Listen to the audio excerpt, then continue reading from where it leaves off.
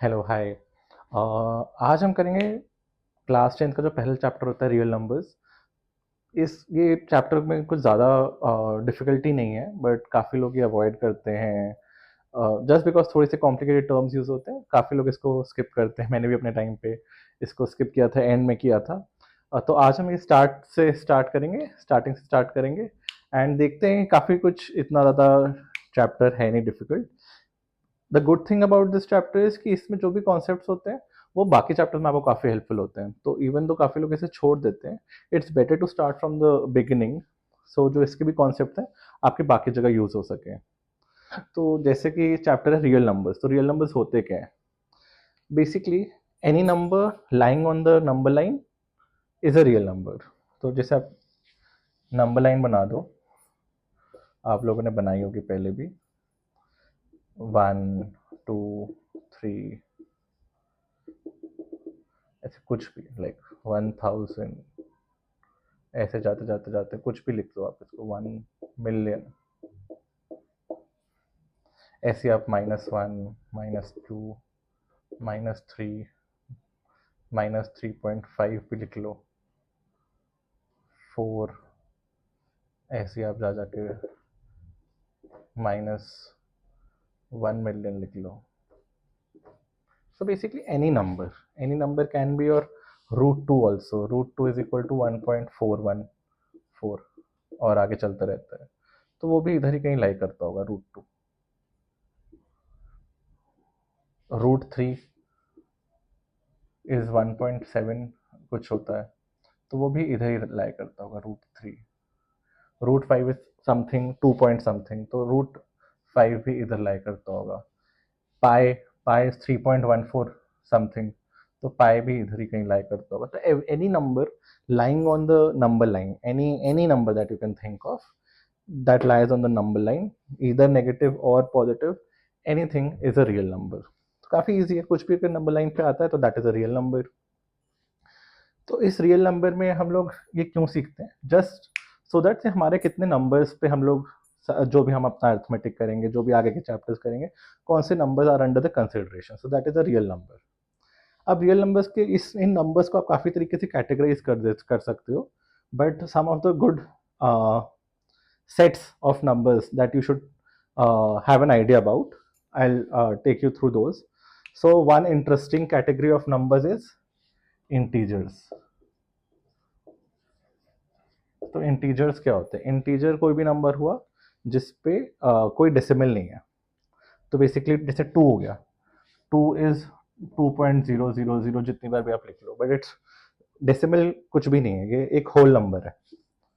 तो 2, इवन -2 को भी आप कैसे लिख सकते हो? -2 या फिर -2.0000, जिसमें डेसिमल कुछ भी नहीं है, कोई भी number on the number line which doesn't have any decimal is called an integer। it can either be positive or negative और जीरो ऑल्सो।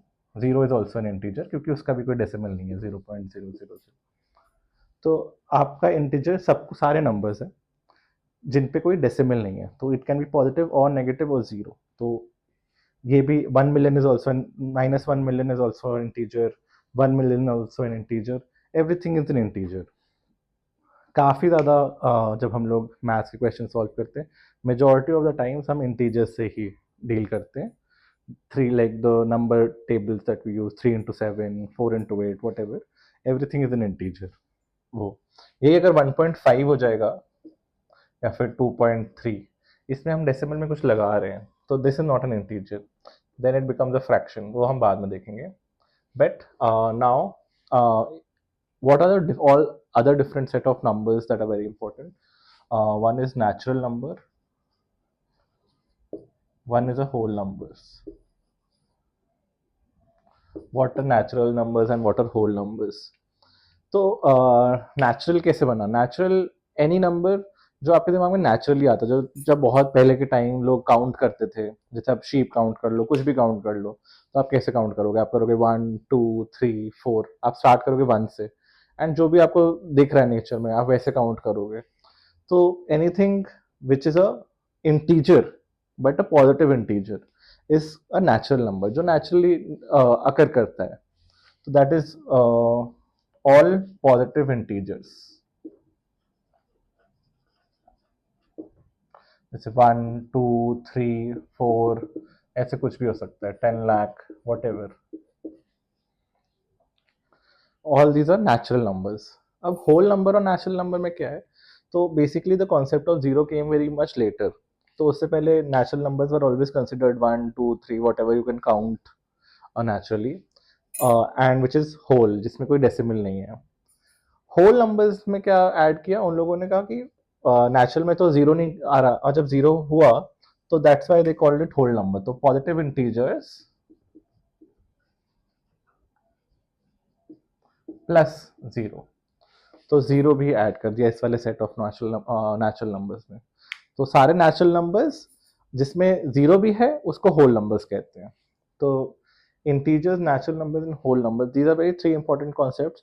इसमें रियल नंबर्स के चैप्टर में इतना यूज नहीं आएगा, बट आगे कभी भी क्वेश्चंस आते हैं आगे जाके किसी और चैप्टर में, तो उसमें आपको बोलेंगे कि नेचुरल नंबर क्या होता है, नेचुरल, और consider the set of all natural numbers, या consider the set of all whole numbers, तो then it will be useful.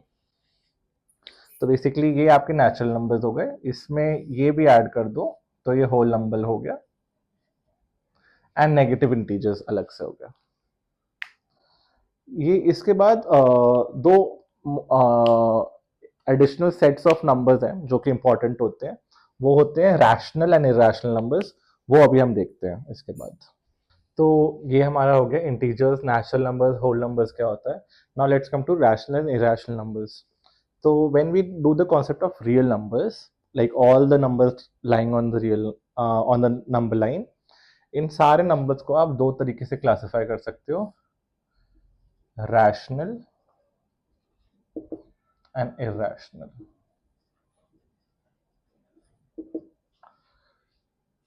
सारे रियल नंबर्स नंबर लाइन पे लाई करते हैं. जो भी नंबर्स लाई करते हैं उसको आप कह सकते हो या तो वो रैशनल है, इरैशनल है. अब रैशनल क्या होता है, रैशनल को आप देखो तो रैशनल का वो क्या है, रैशनल. तो it comes from the word of ratio. Rational, ratio. Ratio क्या है, बेसिकली कोई भी number that can be written as p by q where q is not equal to 0 and p and q are integers.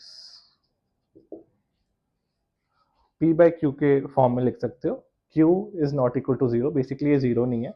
अगर ये zero हो जाएगा तो number infinity बन जाएगा, तो that is why q can not be zero,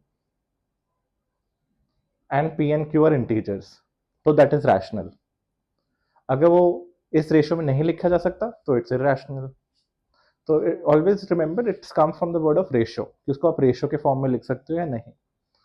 तो जैसे आप आपको लिख लो टू, टू को आप लिख सकते हो 2/1 p बाय q, ये p बाय q है, p is equal to 2, q is equal to 1, and q is not equal to 0, and p and q are both integers.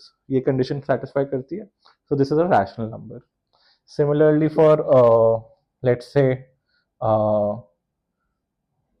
1000.5, इसको आप उसमें लिख सकते हो डेसिमल फॉर्म में, हाँ लिख सकते हो 1005 डिवाइड बाय 10.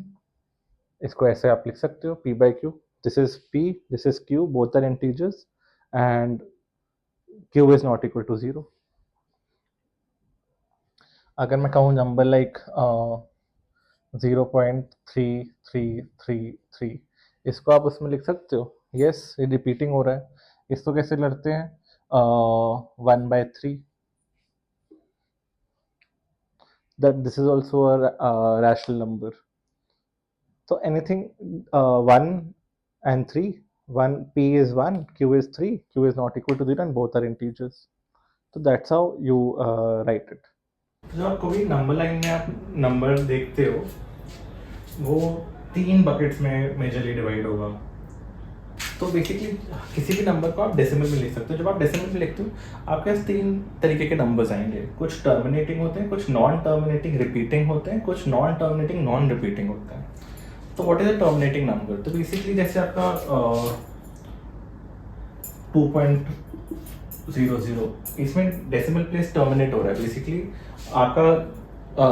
आगे इसके डेसिमल प्लेस नहीं बढ़ेगा, तो आप इसको 2 भी लिख सकते हो, 2.0 भी लिख सकते हो, जहाँ पे टर्मिनेट हो गया। जैसे 1.5, इसके आगे कुछ नहीं है, फिर 1.5 जीरो जीरो को हम कंसिडर नहीं करते जब जीरो जीरो जीरो सिर्फ जीरो।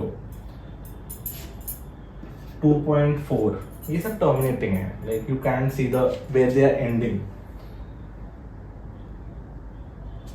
कुछ नंबर्स होते हैं नॉन टर्मिनेटिंग रिपीटिंग, जो टर्मिनेट नहीं होंगे बट हमें उनका पैटर्न पता चल जाता है।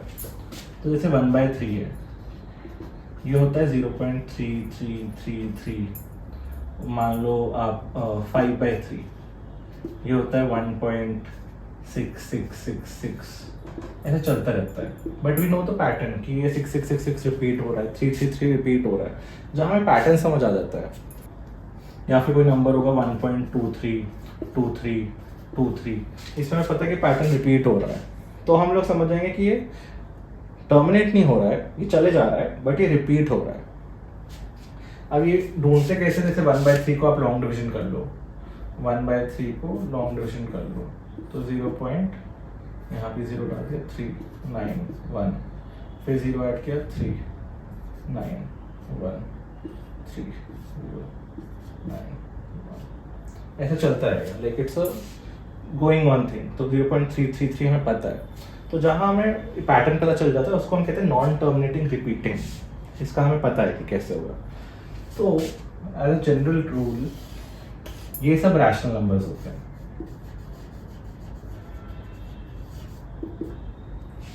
And non terminating non repeating, जिसमें हमें उसका आइडिया ही नहीं है उसका पैटर्न का। जैसे √2 हो गया, √2 का आप लॉन्ग डिवीजन करोगे आपको पता चलेगा उसका पैटर्न रिपीट ही नहीं होता है। For that matter pi also, pi का भी डेसिमल्स रिपीट नहीं होते। वैसे अप्रॉक्सीमेशन के भी considered as 22/7, but that is just an approximation. वैसे पाई का वैल्यू कुछ होता है और वो चलता रहता है, तो that is also a non terminating non repeating. तो जहाँ नॉन टर्मिनेटिंग नॉन रिपीटिंग आएगा, ये हमेशा आपका इरैशनल आएगा, and we can be sure कि ये इरैशनल है। एंड इसको हम लोग इसको हम फ्रैक्शन में नहीं लिख सकते, हम इसको p/q के उसमें भी नहीं लिख सकते। जहाँ p/q लिख सकते हो वो रैशनल है, that is why either it will be terminating और नॉन टर्मिनेटिंग रिपीटिंग। अब मैं एक बार 2-4 एग्जाम्पल भी दिखा दूंगा how we are able to write it in a fraction and how we are able to check. Let's take a random number of 70.23332333233 और ये रिपीट हो रहा है 233। हाँ, तो इसको आप x लिख लो, तो इसको आप कर लो, इसको मल्टीप्लाई कर देते हैं, इसको यहाँ पे पहुँचा देते हैं, तो मल्टीप्लाइड बाय 10, 100, 1000, तो 1000x कितना हुआ 70233.233233। अभी रिपीट कर रहा है। तो बेसिकली जब इसको फ्रैक्शन में कन्वर्ट करते हैं, उस हमें ऑब्जेक्टिव होता है कि हम रिपीटिंग वाले चीज़ तक पहुंचा दें। तो जहाँ रेपिटेशन फिर से स्टार्ट हो रहा है वहाँ तक हम एटलीस्ट पहुंचा दें। तो यहाँ अगर जैसे नंबर होता 0.333 x इज इक्वल टू, अब यहाँ पे तो यही रिपीट हो रहा है, तो हमें बस इतना पहुंचाना है, तो 10x इज इक्वल टू 3.333। मैं बताऊंगा इसको हम क्यों यूज़ करते हैं, क्योंकि फिर हमारी कैलकुलेशन ईजी रहती है। अब अगर मैं दिस माइनस दिस कर दूँ तो 1000x minus x is equal to 7233.233233 minus 70.233, और ये चलता रहेगा। जब आप इसको माइनस करोगे तो डेसिमल तो खत्म हो गया, 7233.233 चलता रहेगा, माइनस 70.233 और ये चलता रहेगा। ये तो 0 ही हो गया, 0 0 0, ये आ गया 3 1 36 1 0 7, तो 999x is equal to 7163, x is equal to 7163/999। ये आ गया p/q फॉर्म में। P is equal to this, Q is equal to this, Q is not equal to 0. So this is a rational number. The concept is कि आप उसे fraction में लिख सकते हो P by Q form में, जिसमें P एक integer है, Q एक integer है, and Q should not be equal to 0. That is enough. Since we are able to write this number in this form, this is a rational number. हाँ. So whenever we see a decimal, we ask ourselves two questions: is it terminating, or is it not terminating? If it's terminating, we know it's a rational number. If it's not terminating, is it repeating or not repeating? अगर repeating है तो rational number ही होगा. अगर not repeating है तो फिर irrational number होगा. अब non repeating वाले भी थोड़े मैं examples show करूँगा, but उससे पहले we just look at the rational के examples. ये तो क्या non terminating repeating. टर्मिनेटिंग तो काफ़ी इजी है, जैसे टर्मिनेटिंग हो गया 2.432567789, ये एक नंबर ले लिया. इसको तो आप हमेशा ऐसे लिख ही सकते हो 243256789 divide by 1 2 3 4 5 6 7 8 zeros. P by Q form में लिख दिया, where Q is not equal to 0, P and Q both are integers. So terminating में इतना इशू नहीं होता. जब नॉन टर्मिनेटिंग हो तो बस देखना है कि रिपीट कर रहा है पैटर्न है या पैटर्न नहीं है. पैटर्न नहीं है तो फिर हम उसे इरेशनल नंबर बोलते हैं. वो भी हम एक बार देख लेते हैं.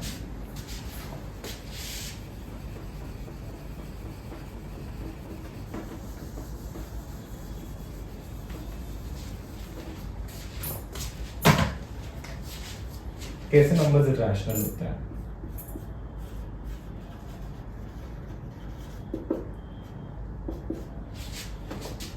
√2, √3, √5, ये सारे इरेशनल होते हैं. ये भी हम देखेंगे कैसे. √2 को हम लॉन्ग डिवीजन से सॉल्व करने की कोशिश करते हैं. तो √2 है तो 1 into 1, तो यहाँ 1 लिया. अब हम इसमें पॉइंट डालेंगे तो हम 2 zeros बोरो कर सकते हैं. और 2 into 4 96, यहाँ 4 आ गए. अब 2 zeros और डाल लेते हैं तो 1 4 का वो क्या होता है 28. तो 28 into 1, तो 28 into 1 तो 281. यहाँ पे 3, यहाँ पे 10 9 10 1 इस पे डबल 0 किया और अब आपका आ गया 282. 282 4 करके देख लेते हैं. 16 8 9 32 8 11 296 इतना ही होगा. तो 1.14. इसको आप आगे सॉल्व करते जा सकते हो. इधर you can use the calculator also see the value of √2. तो आपको दिख जाएगा उसमें वो रिपीट नहीं होता है कोई पैटर्न. तो जहाँ पे रिपीटिंग नहीं है कोई वहाँ पे आप इसको फ्रैक्शन में कभी लिख ही नहीं सकते हो. तो that is why this is a irrational number. इसका एक प्रूफ भी होता है, how they proof, and I think class 10th के सिलेबस में भी होता है. तो हम उससे भी देख लेंगे. I just wanted to show you practically कि ये इसके डेसिमल्स रिपीट नहीं हो रहे हैं, कोई पैटर्न नहीं है. That is why it is non terminating non repeating. So हाँ, तो हमने ये सब कवर किया है. इंटीजर्स क्या होते हैं? Integers are all numbers on the number line जिनमें कोई डेसिमल नहीं होता है. Whole numbers can be negative, positive और can also be zero. Natural, whatever it's occurring naturally. तो all positive integers basically. Positive integers में अगर आप जीरो भी ऐड कर दो कि consider zero as well, so those are the set of whole numbers. So starting with 0 1 2 3 4 and so on. Rational numbers, irrational numbers, basically if it can be put in a ratio of P by Q where Q is not equal to 0 and P and Q both are integers, तो वो rational number होता है. There are two types of rational numbers, terminating and non terminating. जब भी आप decimals पे देखोगे decimals which are terminating or either have some sort of repeating pattern, those are rational numbers. वो हम P by Q में लिख सकते हैं. एंड डेसिमल्स जहाँ पे कोई पैटर्न ही नहीं है वो यूजुअली इरेशनल होते हैं. एंड उसके हम प्रूफ भी देख लेंगे, how we can proof any number is rational और irrational. Okay, so before we get to how to find if a number is irrational or not, how to prove that, there are a few concepts that we need to learn. तो सबसे पहले concept है prime and composite. तो prime क्या होता है? Prime number कोई भी इंटीजर, तो this is all for integers.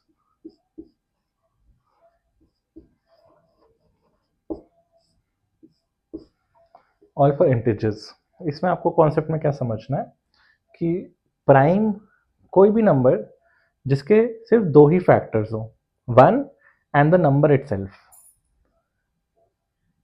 इसका क्या मतलब है? Basically every number can be written as a product of few numbers. जैसे कि 20 क्या है? 20 को आप लिख सकते हो 20 इंटू वन, और you can write 5 into four, और you can write 5 into 2 into 2, or you can write 5 into 2 into 2 into 1, whatever. So every number can be written as a, every integer, I should say every integer can be written as a product of other numbers. So what is a prime number? Prime number is any number which can be written as a product of two numbers, one itself and the other one being one. सिर्फ दो ही factors होंगे, इनको हम factors कहते हैं। ये factor है, 20 is a factor, 1 is a factor, 5 is a factor, 4, 2 is a factor. तो इसके फैक्टर्स क्या होंगे? इसके फैक्टर होगा 1, 2, 4, 5, 20। इसके तो 5 फैक्टर्स हैं, तो this means it's not a prime number. What is a prime number? 5। 5 को आप कैसे लिख सकते हो? 5 इंटू वन, बस।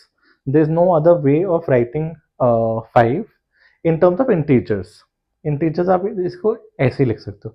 सिंस इसके दो ही फैक्टर हैं, 5 and 1, it's a prime number.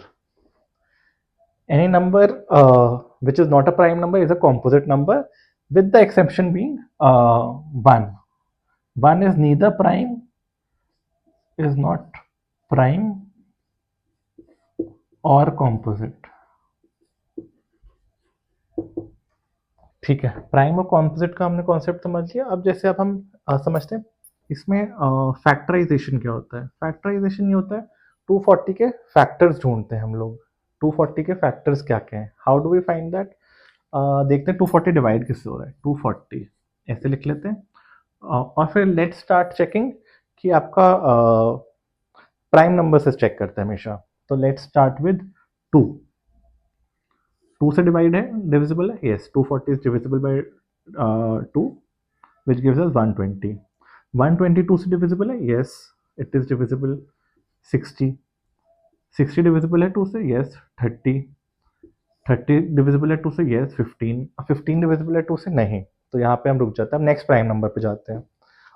3, yes, 3 से डिविजिबल है, 5 आता है। अब 5 किससे डिविजिबल है? 5 तो प्राइम नंबर है, तो बस 5 से डिविजिबल है, यहाँ 1 आ गया। तो now we have the entire prime factors of 240। तो 240 को हम कैसे लिख सकते हैं? 2 into two into two into two into three into five into one. तो 240 is equal to 2 into two into two into two into three into five into one.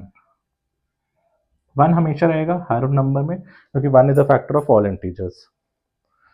अब ये आ गए इनके प्राइम फैक्टर्स। तो 2 is a prime factor of 240, 3 is a prime factor of 245। तो ये सारे प्राइम नंबर्स यूज होते हैं 240 बनाने में। बट अगर मुझसे कोई पूछता है what are the factors of 240, तो कौन सा है? वन तो सबका ही फैक्टर होता है, एंड वो नंबर खुद का भी फैक्टर होता है, तो 240 तो है ही है। ये दो फैक्टर्स में तो आई एम श्योर कि 1 एंड 240 तो है। नाउ आई नो कि ये सब भी हैं, तो 2 भी है, 3 भी है, 5 भी है, करेक्ट। बट देन मैं देख रहा हूँ 2 एंड 2 भी है, 4, और 8 भी है, 16 भी है। हाँ, तो इसमें हम क्या करते हैं, इसमें जो ट्रिक मुझे काफ़ी हेल्पफुल लगती है, मैं कैसे निकालता हूँ फैक्टर्स कि ऑल फैक्टर्स, प्राइम फैक्टर्स तो ये आ गए, प्राइम फैक्टराइजेशन तो हो गई। फैक्टर्स कैसे निकालते हैं? 240 को मैं 1 इंटू 240 लिख सकता हूँ, ठीक है। इसको मैं 2 इंटू 120 भी लिख सकता हूँ, ये तो मुझे इधर से पता चल गया। अब 2 के आगे क्या आएगा? 3, 3 से डिविजिबल है, यस 3 से डिविजिबल है। तो इसको मैं 3 × 80 लिख सकता हूँ, 80 × 3। आप 240 को 3 से डिवाइड कर लो तो आपको मिल जाएगा। या फिर मैं 240 को 4 से कर सकता हूँ, हाँ 4 से डिविजिबल है, 2 एंड 2 दो बार 4 आते हैं, तो 4 × 60 ये भी हो गया। 5 5 से है, हाँ 5 से भी है, 5 भी इधर है, तो 5/48। ऐसे करते करते आप कहाँ तक जाओगे, आप चलते रहो। अब 6 2 भी है, 3 भी है, तो 6 भी होगा, तो 6 × 40। 7 तो यहाँ कहीं नहीं है तो नहीं होगा। 8 होगा क्योंकि 4 2 से 1 2 3 4, तो 2 × 2 भी 8 होता है, तो 8 भी होगा। 8 × 30, 9, 3 × 3 तो है ही नहीं, एक ही 3 है, तो that will not be there. 10, 5 × 2 है तो 10 से भी होगा। 11 से नहीं होगा क्योंकि 11 यहाँ प्राइम नंबर है नहीं। 12, 2 × 2 4, 4 × 3 वो, तो 12 भी होगा। 12 × 20। 13, 14, 15 भी होगा। 15 × what? 15 × 16। यहाँ पे देखिए, यहाँ पे 15 × 16 आ गया। यहाँ पे आप अगर ध्यान से देखोगे तो दिस साइड वाज इंक्रीजिंग, जैसे हम इंक्रीज करते रहे, दिस साइड वाज डिक्रीजिंग। ये वाली साइड डिक्रीज कर रही थी, ये वाली साइड डिक्रीज कर रही थी, और ये वाली साइड इंक्रीज कर रही थी 1 से लेकर 15 तक। जहां पे दोनों साइड सिमिलर आ गए वहां पे आपको रुक जाना है। अब आप 15 से आगे क्या जाओगे, 16 तो आपने यहाँ पहले लिख ही दिया। तो जहां पे बोथ साइड्स आर कन्वर्जिंग वहां पे आप रुक जाओ। Now you have the entire factors of 240। तो अगर आपसे कोई पूछता है what are the all factors of 240, you have to list 1 240 2 123 84। इसको आप असेंडिंग ऑर्डर में भी लिख सकते हो, but you have the entire list of factors of 240। अगर कोई पूछता है what are the prime factors of 240, तो सिर्फ आपको 2 3 और 5 लिखना है, क्योंकि 1 is not prime and 240 is also not a prime number, तो 2 3 एंड 5। अगर कोई कहता है इसको आप 240 को लिखो as a product of primes, तो कैसे लिखना है, 240 इज इक्वल टू, ये लिखा हुआ है 2 × 2 × 2 × 2 × 3 × 5। इसको आप लिख सकते हो 2 raised to the power 4, 1 2 3 4, 3 × 3 × 5, 3 raised to the 1, 5 raised to the 1। तो 240 is equal to 2 raised to the 4 × 3 raised to the 1 × 5 raised to the 1। यहाँ पे जब आपने ले आए नंबर्स को, this is your prime factorization of 240. These are the prime factors, 2 3 and 5 are the prime factors, and the entire factor, all the factors of 240 are listed over here. तो जब भी आपको ऐसा कोई क्वेश्चन आए, you just have to understand कि ठीक है, इसको ब्रेक करते हैं, प्राइम नंबर से ब्रेक करते हैं। और प्राइम नंबर्स भी आप कहाँ तक जाएंगे, 240 के रूट से नीचे तक। 240 का आपको देखना है कि यहाँ पे जहाँ पे कन्वर्ज हो गया, एक ऊपर जा रहा है एक नीचे जा रहा है, जैसे ही कन्वर्ज हो गया आपको रुक जाना है। This means you have captured all the thing. 15 के बाद आप जैसे 16 के, 16 तो यहाँ कैप्चर हो ही गया, 20 24 30 वो भी सब कैप्चर हो गए, तो आपको बस यहाँ तक रुक जाना है। तो this is how you will get all the factors of 240। This is how you get the prime factors of 240 and this is the prime factorization of 240। तो ऐसे आपको क्वेश्चन आएंगे कि 240 को as a product of primes लिखो, तो this is how you have to do. यहाँ पे हम 1 नहीं लिखते क्योंकि 1 is not a prime number. अगर बोलते हैं what are the prime numbers, prime factors of 240, तो बस आपको ये लिखना है 2 3 and 5, 20 80 60 nothing is prime in this, 2 3 and 5 are the only prime numbers. So every composite number can be written as a product of primes. अगर example के लिए चाहिए तो I can do another example. Let's say let's take 1024 ले लेते हैं, ठीक है। तो 1024 का 2 से डिवाइड होगा, 2 से डिविजिबल है तो 512, 2 से डिविजिबल है 256, 2 से डिविजिबल है 128, 2 से डिविजिबल है 64, 2 से डिविजिबल है 32, 2 से डिविजिबल है 16, 8, 4, 2 एंड 1। तो 1 2 3 4 5 6 7 8 9 10। तो 1024 is equal to 2 raise to power 10 into 1। 1 optional है लिखना, मत ही लिखे कोई बात नहीं, ना ही लिखे तो बेटर है क्योंकि वो अंडरस्टूड होता है। और 1024 is equal to 2 raise to power 10, इसमें अगर आप कोई पूछेगा what is the prime factor of 1024, तो 2 is the prime factor. What are the prime how what is the prime factorization of 2 raise to power 10, तो आपको ये करना है और ये दिखाना है 2 रेज टू पावर 10। अगर कोई पूछा what are the factors of 1024, तो फिर कैसे करना है, 1024 is equal to 1 into 1024, 2 into 512, 3 into 3 से नहीं होगा क्योंकि उस पर नहीं है, 4 इंटू 256, 5 नहीं होगा, 6 नहीं होगा, 6 में तो 2 इंटू 3 आता ना, 3 तो इधर है ही नहीं तो 6 पे नहीं होगा। 7 तो प्राइम नंबर है, 7 से भी नहीं है ये डिविजिबल, कोई 7 नहीं आया। 8, तो 1 2 3 8 इंटू 128,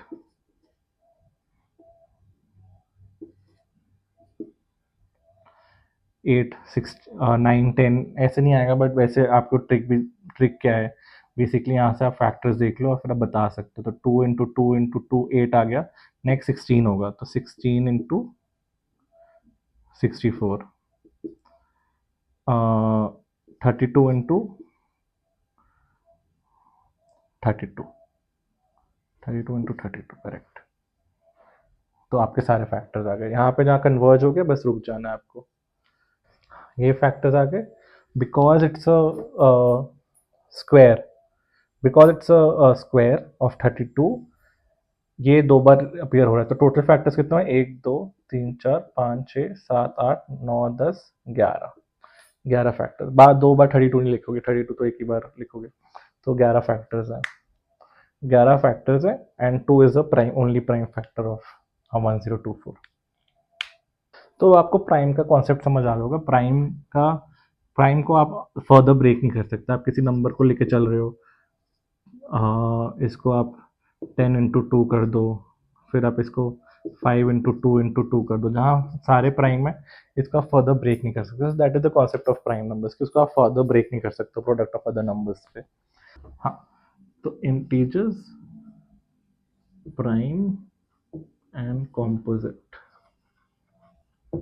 तो आपने ये भी कर लिया, ये भी कर लिया, ये भी कर लिया, ये भी कर लिया, ये भी कर लिया। तो ये सब अब तक हमने कवर कर लिया है। Now just three things are left, HCF, LCM and prove irrationality। बस ये 3 कॉन्सेप्ट बचे हैं। ये एक बार हमने कर लिए तो we have covered the entire chapter. अभी आप लोग को लग रहा होगा कि बहुत सारी चीज़ें कवर कर ली हैं, but once we revise it you will feel कि हाँ एवरीथिंग इज डूएबल, ऐसा कोई डिफिकल्ट नहीं है। HCF क्या होता है,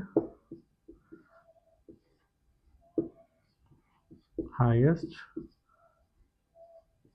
कॉमन फैक्टर। LCM क्या होता है, लोएस्ट कॉमन मल्टीपल। ये टर्म्स आपको थोड़े से बड़े लगेंगे, क्या है क्यों है, but these are very simple things, ज़्यादा कुछ है नहीं। Highest HCF highest common factor, highest common factor मतलब सबसे बड़ा फैक्टर जो 2 नंबर्स में कॉमन है, 2 या 3 वट 2 या 3 नंबर में कॉमन है। फॉर एग्जाम्पल मान लो एक नंबर है 20, एक नंबर है 60, एक नंबर है 80। अब इनका HCF क्या है, अगर आप I'll tell you the steps also how to find it, but अगर मोटा मोटा देखोगे 20 को आप कैसे लिख सकते हो, 20 इंटू 1, 60 को कैसे लिखते हैं 20 इंटू 3, 80 को कैसे लिख सकते हो 20 इंटू 4। तो इसमें हाईएस्ट कॉमन फैक्टर क्या लग रहा है आपको, ये तो 20 है, 20 इंटू 3 20 इंटू 4, 3 और 4 इसमें नहीं आ रहा, तो 20 is the highest common factor जो सब में कॉमन है, विच इट्स 20। तो ऐसे ही they are ways to find it. इसमें हम क्या करते हैं, इसमें हम इसको फैक्टराइज करते हैं हर नंबर को into prime, and then we can easily find out. जैसे 20 को आप कैसे लिख सकते हो, 2 इंटू 5, 4 इंटू 5 20। 80 को आप कैसे लिख 60 को आप कैसे लिख सकते हो, 2 into 2 into 3 into 5, 4 into 3 12, 12 into 5 60। 80 को आप कैसे लिख सकते हो, 2 इंटू 2 इंटू 2 इंटू 2 इंटू 5। तो इसको आप लिख सकते हो 2 स्क्वायर 5। इसको आप लिख सकते हो 2 स्क्वायर इंटू 3 इंटू, मैं डॉट्स यूज़ कर रहा हूँ क्योंकि डॉट मल्टीपल आप दोनों यूज़ कर सकते हो, मैं डॉट्स यूज़ कर रहा हूँ, जस्ट ये वैसे मल्टीप्लिकेशन साइन है। 2 स्क्वायर 3 स्क्वायर और ये 5 रेज़ टू 1 5 1, और ये क्या है 2 रेज़ टू 4 इंटू 5। अब इसमें हमें हाईएस्ट कॉमन फैक्टर में क्या ढूंढना है, कॉमन क्या क्या है। तो इसमें मैं कह सकता हूँ कि 2 तो कॉमन है ही, बट 2 टू द पावर 2 भी कॉमन है, क्योंकि 2 इसमें 2 बार 2 आ रहा है, ये भी 2 ये भी 2, इसमें भी 2 बार कॉमन आ रहा है, इसमें भी 2 बार आ रहा है, बट उल्टा एक्चुअली 4 बार है, तो एटलीस्ट 2 टाइम्स तो आ ही रहा है। तो क्या मैं कह सकता हूँ 2 इंटू 2 तो कॉमन है ही सब में, 2 इंटू 2 सब में आ रहा है, यहाँ मैंने पावर निकाल ली। अब इसमें 3, 2 तो चलो हो गया, 2 तो निकल गया, अब नेक्स्ट प्राइम नंबर पे जाते हैं 3। यहाँ तो 3 आ ही नहीं रहा, यहाँ 3 आ रहा है, यहाँ भी नहीं आ रहा, तो 3 तो इज़ नॉट कॉमन, चलो छोड़ते हैं। 4 तो हमें कंसिडर नहीं कर रहे, हम सिर्फ प्राइम नंबर्स कंसिडर कर रहे हैं अभी। फिर आ जाता है 5 इज़ ऑल्सो प्राइम नंबर, इसमें 5 है, इसमें भी 5 है, इसमें भी 5 है, तो एक 5 तो है ही, तो कैन वी से 5 इज़ ऑल्सो कॉमन।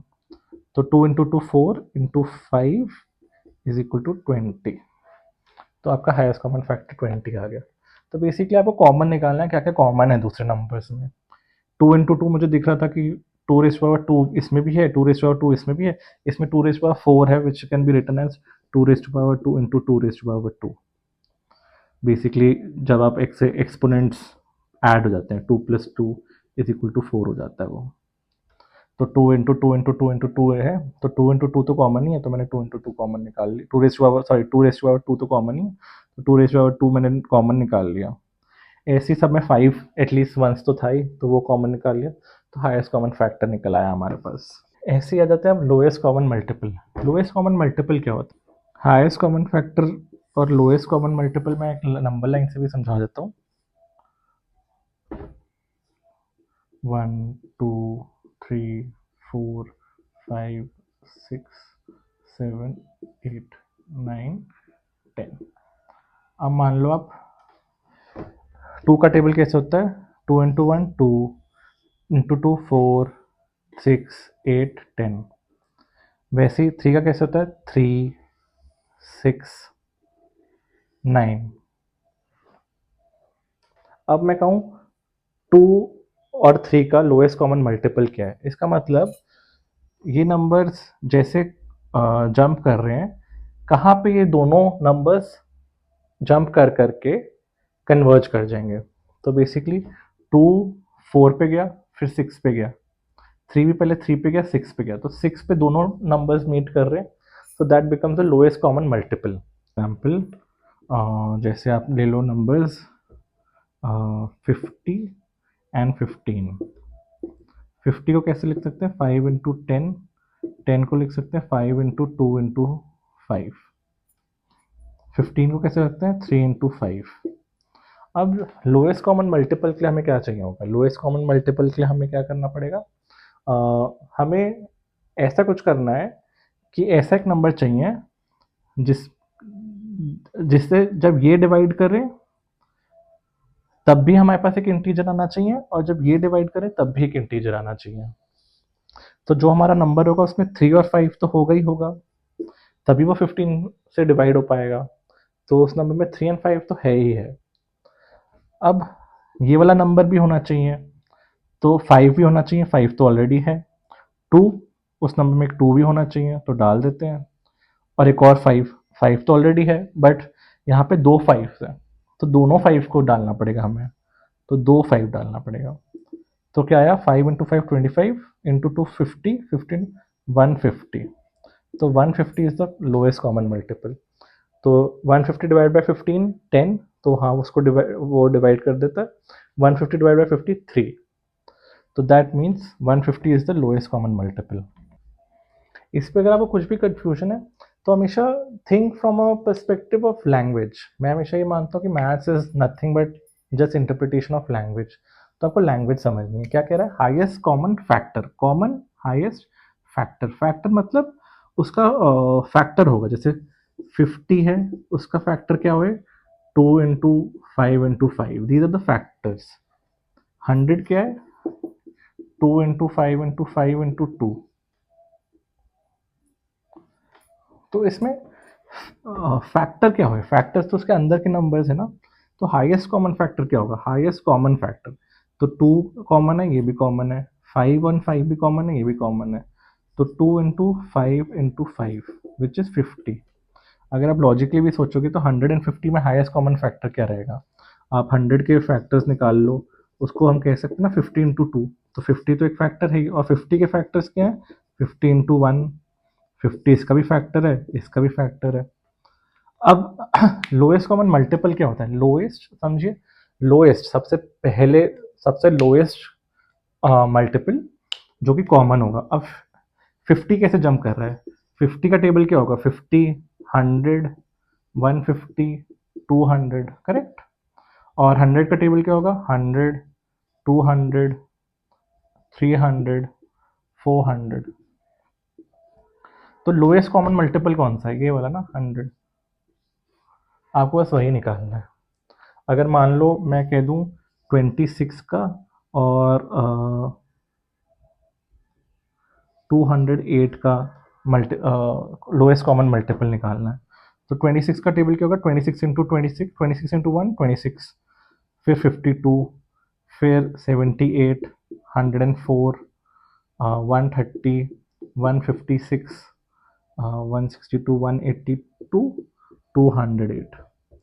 और इसका टेबल क्या होगा, 208 516, ऐसे जाएगा। तो 26 में भी 208 पहुंचा, यहाँ भी 200, तो लोएस्ट कॉमन मल्टीपल ये हुआ। इसके बाद और मल्टीपल्स होंगे, इस पे तो वो मिल रहे हैं। This is the first point that they are meeting. जब नंबर लाइन हमने बनाई थी, तो जब जंप करते हैं दो नंबर्स, जहाँ पे वो पहली बार मिलते हैं, दैट इज द एलसीएम। अब वो हमेशा इसके टेबल पे मिलेंगे। तो अगर वो 208 पे मिल रहा है, तो 208 इंटू 2 पे भी मिलेंगे, 208 इंटू 3 पे भी मिलेंगे, 208 इंटू 4 पे भी मिलेंगे। बट लोएस्ट कौन सा है, 208 इंटू 1। तो that is the lowest common multiple. एक मैं बुक से देख लेता हूँ क्वेश्चन। जैसे दो नंबर दिए हैं 306 एंड 657, इसका एलसीएम भी निकालना है एंड एचसीएफ भी निकालना है। व्हाट इज अ वे, 306 को प्राइम फैक्टराइज कर दो, 2 से कटेगा हाँ, तो 1 1053। अब ये 3 से जा रहा है क्योंकि इसका सम ऑफ डिजिट्स 389, तो 3 से डिविजिबल है, तो 51। एक और बार 3 से डिविजिबल है, 17, 17 तो खुद ही प्राइम है, तो 1। तो 2 इंटू 3 इंटू 3 इंटू 17, ये आपको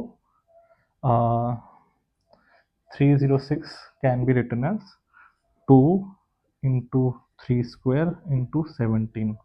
अब 657 का भी कर लेते हैं इससे, 657, तो ये 12 18 3 से जा रहा है, तो 2 1 9 10 12, अभी भी 3 से जा रहा है, 73। 73 हुआ कोई, 73 से नहीं जा रहा है, तो 657 is equal to 3 square into 73। अब इसका हाईएस्ट कॉमन फैक्टर क्या है, एच सी एफ, समथिंग जो दोनों को डिवाइड करता हो। तो 3 स्क्वायर है, 3 स्क्वायर, 2 है इसमें, 2 इसमें नहीं है, 17 है इसमें, 17 नहीं है, 3 स्क्वायर दोनों में, तो 9 is the highest common factor. Lowest common multiple क्या है, लोएस्ट कॉमन मल्टीपल के लिए आपको सारे नंबर्स डिविजिबल होने पड़ेंगे, तो 2 भी डालना पड़ेगा, एक 2 3 डालने पड़ेंगे, 17 डालना पड़ेगा, 73 डालना पड़ेगा, which comes out to be 73 into 17, 21, 49, 511, 3714, 1241, 1241 into 18 कर देते ना, क्योंकि 9 into 2 18, तो 8 32 16 19 9 1 4 2 1 8 3 13 12 2 2 3 3 8 एलसीएम आ जाएगा आपका, ये एचसीएफ। बेसिकली आपको ये याद रखना है, इट्स इंग्लिश काफ़ी टाइम, इट्स जस्ट लैंग्वेज कि मैथ्स की हाईएस्ट कॉमन फैक्टर क्या है, लाइक विच इज़ द अगर मुझसे कोई पूछता लोएस्ट कॉमन फैक्टर कौन सा है, तो लोएस्ट कॉमन फैक्टर 1 है। 1 इसको भी डिवाइड करता है, 657 को भी डिवाइड करता है। कोई पूछता सेकंड लोएस्ट फैक्टर कौन सा है, तो मैं कहता 3। 3 इसको भी डिवाइड कर रहा है, इसको भी डिवाइड कर रहा है। कोई मुझसे पूछता थर्ड लोएस्ट, तो 3 इंटू 3 9। थर्ड लोएस्ट और हाईएस्ट ही एक्चुअली, इसके आगे कोई कॉमन फैक्टर है नहीं दोनों के बीच।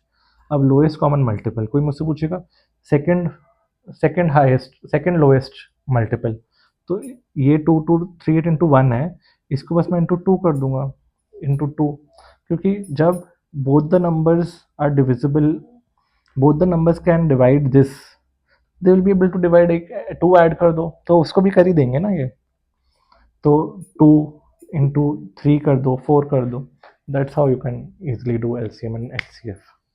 तो इसमें बस इसमें कुछ कुछ क्वेश्चन ऐसा रहता है कि एचसीएफ दिया हुआ है तो उसका एलसीएम बता दो, दो नंबर्स दिए हैं ए और बी, उसमें एचसीएफ दिया है, एलसीएम एलसीएफ दिया है, एलसीएम दिया है, तो दो नंबर्स के हैं, वो भी ज़्यादा डिफिकल्ट नहीं होते, उसमें भी आपको बस कॉन्सेप्ट आपको समझ आ जाएगा तो उसमें आप खुद सॉल्व कर लोगे।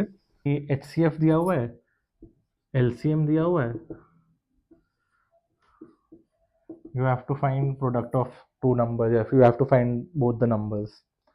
तो इसमें कैसे करते हैं ना, आपको ये याद रखना है एलसीएम क्या होता है। एलसीएम कुछ नहीं होता, एचसीएफ इनटू अनकॉमन थिंग्स होता है, अनकॉमन फैक्टर्स, राइट। एलसीएम क्या होता है, एलसीएम बेसिकली हम एचसीएफ तो कॉमन ही ले लेते हैं और उससे मल्टीप्लाई कर देते हैं, जो दोनों में डिफरेंट डिफरेंट फैक्टर्स हैं वो हम इनटू मल्टीप्लाई कर देते हैं। बेसिकली अगर एचसीएफ मेरा 20 है, तो मैं कह सकता हूँ अनकॉमन फैक्टर्स मेरे 4 होंगे, number 4 will be the uncommon factors, which is like can be written as 2 into 2। अब जैसे अगर दो नंबर्स हैं a और b, दोनों में 20 तो हो गए क्योंकि वो कॉमन फैक्टर है, दोनों में 20 तो अपीयर करता ही करता होगा। अब इसमें कुछ इंटू होगा, इंटू दिस, तो ये दो नंबर निकल जाएंगे। अब मैं कह सकता हूँ कि अनकॉमन फैक्टर मेरे 4 है, 2 इंटू 2 4 है। अब 4 को आप कैसे लिखते हो, 1 इंटू 4 लिख सकते हो या फिर 2 इंटू 2 लिख सकते हो। अगर मैं कहूँ 2 इधर भी आ रहा था, 2 इधर भी आ रहा था, तो वो तो कॉमन हो गया, वो अनकॉमन तो रहा नहीं। तो इसका मतलब क्या, एक में 4 आ रहा होगा, एक में 1 आ रहा होगा, तो हमारे दो नंबर्स 20 एंड 80 होंगे, जिनका एच सी एफ 20 है, एल सी एम 80 है। इससे हमें क्या समझ आया, इससे एक इक्वेशन निकल के आती है, A into B is equal to H C F, ये एच सी एफ है ना, या तो ऐसे मैं लिख लेता हूँ पहले, A into B is equal to 20 into 4 into 20 into 1, 1 को छोड़ देते हैं, ऐसा लिख सकता हूँ 20 तो एच सी एफ है और ये भी एच सी एफ है,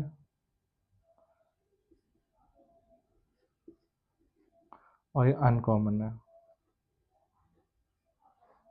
तो बेसिकली अनकॉमन और एच सी एफ तो हमें पता है एल सी एम होते हैं, तो H C F into L C M is the product of two numbers. ये इक्वेशन आपको याद करने की ज़रूरत नहीं है, हम निकाल लोगे अगर आपको कॉन्सेप्ट याद है, बट हाँ, to sum like product of two number is H C F into L C M. और ये क्यों होता है ये तो आपको समझ आ ही गया होगा। Basically H C F into uncommon factors is the L C M, तो यहाँ दो बार एच सी एफ आ जाएगा और अनकॉमन फैक्टर से मल्टीप्लाई हो जाएगा। ऐसे ही कभी कभी क्वेश्चन आ जाते हैं कि एक सर्कुलर पाथ है, एक इंसान 18 मिनट में पूरा करता है चक्कर, एक इंसान 12 मिनट में करता है, तो कितनी, कब वो लोग किस मिनट पे मिलेंगे। तो जो बंदा है 12 मिनट में करता है वो हर 12 मिनट में स्टार्टिंग, वो हर 12 मिनट पे चक्कर पूरा कर देगा, हर 12 मिनट पे इधर होगा। तो क्वेश्चन ऐसा होता है कि वो स्टार्टिंग पॉइंट पे फिर से कब मिलेंगे। अब वो हर 12 मिनट में इधर ही होगा, उसने इधर स्टार्ट किया, 12 मिनट पे वो स्टार्टिंग पॉइंट पे आ गया, फिर 24 मिनट में आ गया, फिर 36 मिनट में आ गया। अब ये बंदा 18 मिनट में करता है, तो ये 18 मिनट में स्टार्टिंग पॉइंट पे आ गया, फिर 36 मिनट पे स्टार्टिंग पॉइंट पे आ गया। तो बेसिकली कब मिलेंगे दोनों? 36 मिनट पे दोनों स्टार्टिंग पॉइंट पे होंगे। अब ये आप लॉजिकली कर सकते हो, वरना अगर नंबर ज़्यादा है तो यू कैन थिंक लॉजिकली कि यार ऐसा क्यों हो रहा है, like where will they meet. वो हर 18 मिनट में आ रहा है, वो हर 12 मिनट में आ रहा है, both are jumping, one is jumping in 12 12 12, one is jumping in 18 and 18 के मल्टीपल्स में। तो कहाँ पे वो दोनों कन्वर्ज करेंगे? लोएस्ट कॉमन मल्टीपल पे। तो वो हर 36 पे पहली बार मिल रहे हैं, तो 36 × 2 72 मिनट्स में भी मिलेंगे, वो 36 × 3 × 4 हर बार मिलते रहेंगे। तो कोई बोलेगा पाँचवीं बार कब मिलेंगे, तो 36 × 5 पाँचवीं बार तब मिलेंगे। That's how you solve this type of questions. या मेजॉरिटी अब हमारा हो गया है, we have done everything. Now just how to prove irrationality, how do we say a number is irrational. उसके लिए हमें एक थ्योरम पता होना चाहिए, मैं ये बता देता हूँ।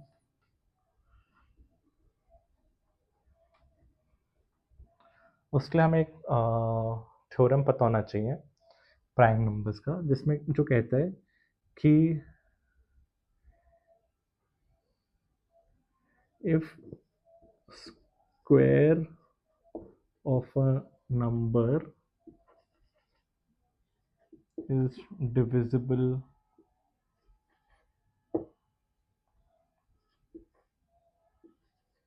by a prime number p, then if a square of a number b is divisible by a prime number p, then b is also divisible by p। ठीक है, अब हमारा लास्ट कॉन्सेप्ट है, जैसे if square of a number b is divisible by a prime number p, then b is also divisible by p। इसका क्या मतलब है? अगर b square divisible by p है, जो कि एक इंटीजर होगा, तो we can say b by p is also an integer, not the same integer but like some integer. इसका क्या मतलब है? ये कैसे समझें, like how do we visualise it और how do we understand it? Basically b कोई भी नंबर हो सकता है, बी मान लो कोई भी कॉम्पोजिट नंबर है, it will be a product of various prime numbers. We can write it as p1 into p2 into p3 into p4 into p5, something like this. ऐसे वो कुछ भी हो सकता है, वी डोंट नो। तो b square कैसे लिखेंगे? बी स्क्वायर हम लिखेंगे p1 into p2 into p3 into p4, p1 into p2 into p3 into p4, b square ऐसे लिखेंगे। अब अगर b square by p, p एक प्राइम नंबर है, ये भी प्राइम फैक्टर्स हैं, अगर मैं इसे डिवाइड करूं इसको बी स्क्वायर को, और साथ में मुझे पी कैसे, पी से डिविजिबल होने का मतलब क्या है? पी और पी कहीं कट रहा होगा, या तो p1 p2 p3 या 4 कहीं कट रहा है, मान लो p4। इसका मतलब क्या है?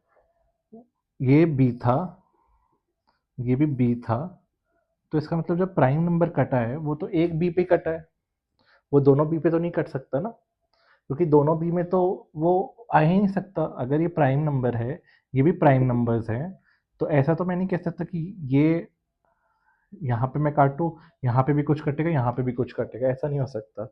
वो एक ही जगह कट सकता है, क्योंकि both sides they are just prime numbers.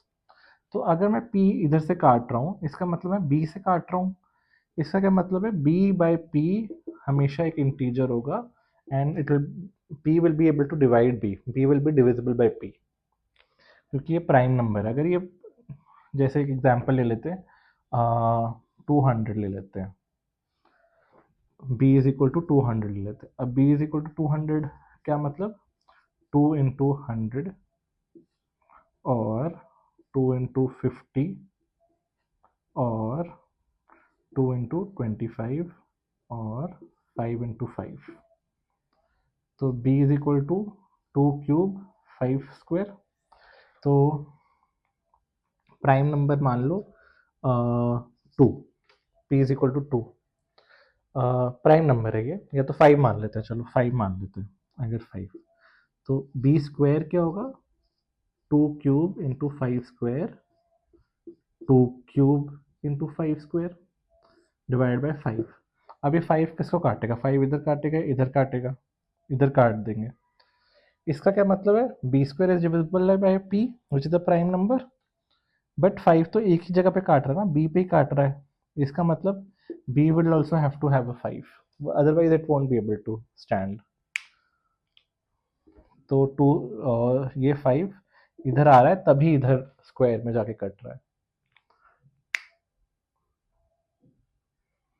Once this is clear, this will help us in आगे जाके when we will understand how to prove irrationality. अब ये सिंपल सा है, this is the last thing on the in the chapter. इसके बाद तो let's say अब वो थ्योरम यूज करके let's try to find proof some number is irrational like root 2. root 2 is irrational we know, but इसको proof कैसे करें। assume root 2 is rational, काम करते हैं उसको प्रूफ कर लेते हैं, उसको अज्यूम कर लेते हैं वो रैशनल है, हमें हमें लग रहा है रैशनल है। तो हम कैसे लिख सकते हैं root 2 is equal to p by q then where q is not equal to 0 and p and q are integers.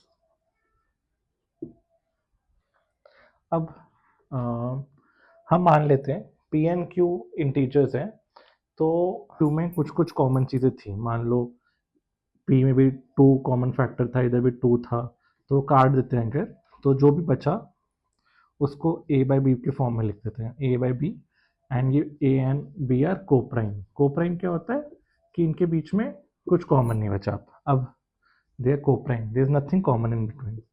ऐसे लिख सकते हैं root 2 is equal to a by b, a and b are coprime. जो भी का common था वो हमने काट दिया ऊपर नीचे, मान लो ये 10/50 था तो 10 काट दिया तो ये 1/5 हो गया, अब ये कोप्राइम बन गया। ऐसे ही हमने कहा कि हमने जो भी कॉमन था हम काट देते हैं, तो उसके बाद ए एंड बी बच गया।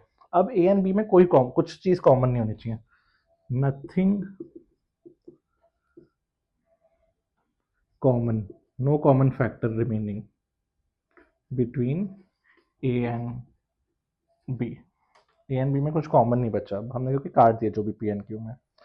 तो अब इसको इधर ले जाता हूँ, b root 2 is equal to a, both sides को स्क्वायर कर दो, b square 2b square is equal to a square. अब बी स्क्वायर को आप लिख दो ए स्क्वायर बाय 2। अब जो remember the earlier theorem that we did, if square of a number is divisible by a prime number, that number should also be divisible by that number, that prime number. तो a square divisible by 2, so a divisible by 2, so a can be written as 2k, मान लो 2k, a को हम 2k लिख सकते हैं, like it's a multiple of 2, तो 2k लिख देते हैं। एंड ये हमें आ गया a इज डिविजिबल बाय 2, ये हमें मिल गया। Now a is equal to 2k, तो b square is equal to 2k whole square by 2, तो b square is equal to 4k square by 2, इसको 2 काट दिया तो b square by 2 is equal to k square. अब k square भी integer है, इसका मतलब b square is divisible by 2। Now we see b square divide by 2। Similarly what we did for a square divisible by 2, a is divisible by 2, therefore we can also write b is divisible by 2. Now we both know A is also divisible by 2, B is also divisible by 2. Since both are divisible by 2, that is not possible, because earlier we had said there is nothing in common between both. But now we are seeing that 2 is common between both of them. So why is this happening? This shows this is not possible. Hence, we can say that root 2 is not rational. Our assumption was wrong from the very start. This is how you can prove for irrationality, sorry. And yeah, this is also done. इसमें कभी कभी हो जाता है, ऐसे question आ जाते हैं 6 plus root 3, तो इसको कैसे प्रूफ करते हैं? तो 6 plus root 3 is equal to p by q, where q is not equal to 0 वो सब. देन यू कैन अज्यूम कि उसको ए एंड बी के फॉर्म में लिखते चले जहाँ को प्राइम है. तो root 3 is equal to a by b minus 6, root 3 is equal to a minus 6b by b. Since this is also integer, this is also integer, both are integers, we can say root 3 is rational. But यहाँ पे हमने root 2 proof कैसे root 3 proof कर सकते हैं? we'll say कि root 3 तो irrational है through this, so this is not true, and that is why this is also irrational. So yeah, I think now we are done with this chapter. We'll look at the other chapter next time.